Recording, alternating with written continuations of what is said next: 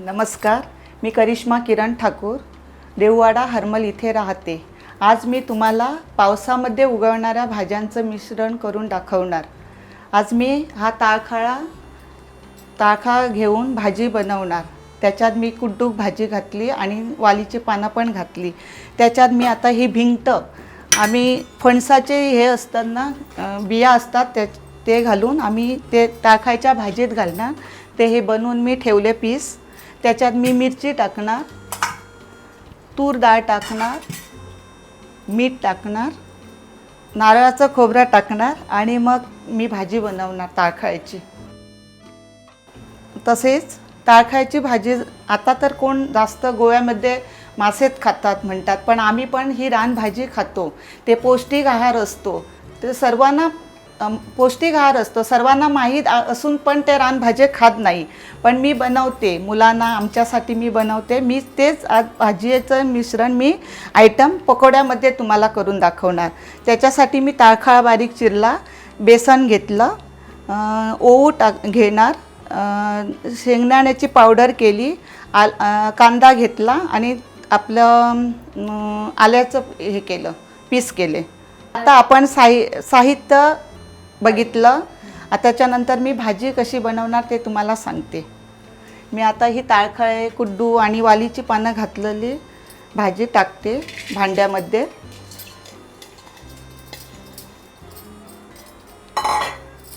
त्याच्यात मी तूर डाळ टाकते. तूर डाळ थोडी मी पाण्यामध्ये भिजून घेतली. त्याच्यानंतर मी हे भिकणा जे फणसाच्या बियापासून पीस करून ते त्याच्यात टाकते. ह्याच्यात मी मीठ टाकते, चवीपुरती मीठ टाकते, हरा मिरची घालते, हा कांदा घालते. एक कांदा मी कापून ठेवला होता, तोच पूर्ण घालते. 2 ग्लास त्या भाजीमध्ये पाणी टाकलं. गॅस चालू करून त्याच्यावर ठेवते. आता ही भाजी शिजवायला ठेवली. 15 मिनटं लागणार त्याला. तर तोपर्यंत आपण पकोड्याचं मिश्रण तयार करूया.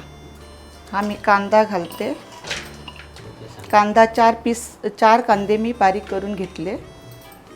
त्याच्यात मी आल्याचं 1 चमच घालते, आलं. हा खायचा सोडा थोडा त्याच्यामध्ये टाकला. शेंगदाण्याची पावडर टाकते 2 चमच. हा ओऊ टाकते थोडंसं. त्याच्यात मी 1 चमच मिरची टाकते बारीक केलेली. आणि हा ताळखळा मी बारीक चिरून ठेवला 1 कटोरी, तो त्याच्यात मिक्स करते. आणि त्याच्यात मी 1 कटोरी, अर्धा कटोरी मी बेसन टाकते.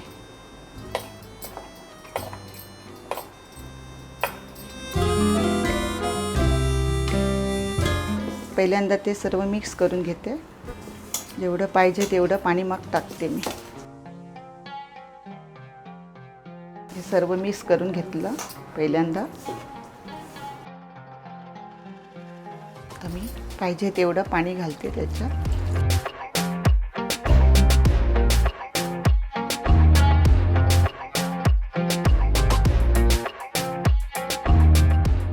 हे आता मी बनवलं, बनवून झालं. ते आता 5 मिनटं ठेवूया. त्याच्यानंतर मी पकोडा बनवते.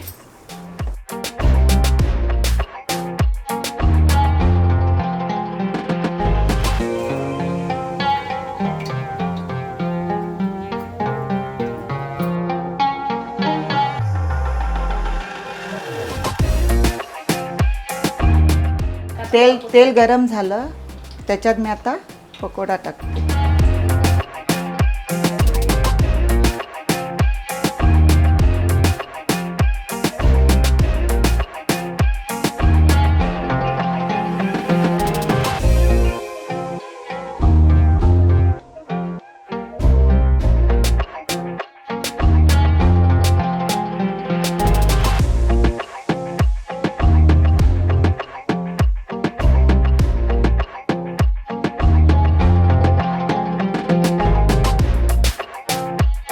आता थोडा वेळ ते लालसर होऊ दे, त्याच्यानंतर मी काढते.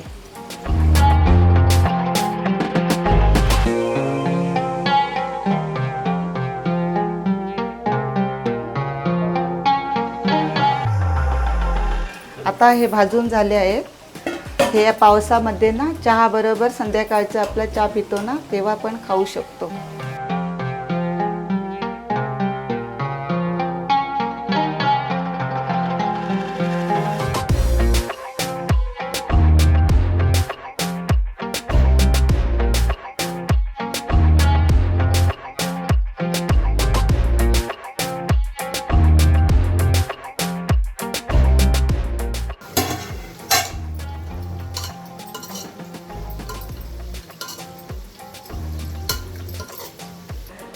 याच्यात मी आता नारळाचं खोबरं टाकते.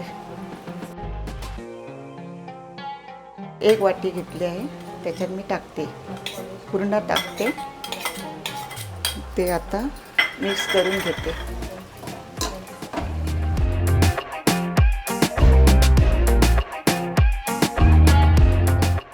खोबरं घातल्यानंतर 5 मिनटं भाजी गॅसवर शिजवून ठेवायची.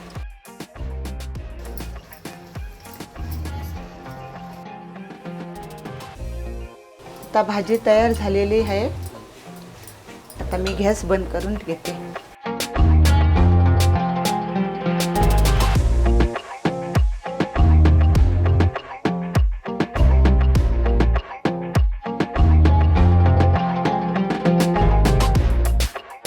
आता याच्यात मी थोडं टोमॅटो सॉस टाकते. ह्याच्यात बुडून जास्त टेस्टी लागतात.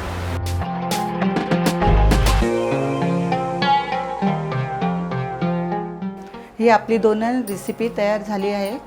ही पहिली रेसिपी म्हणजे ताळखायची भाजी. ते हे आपले गोवन पोळी आहेत त्याच्याबरोबर पण टेस्ट येते.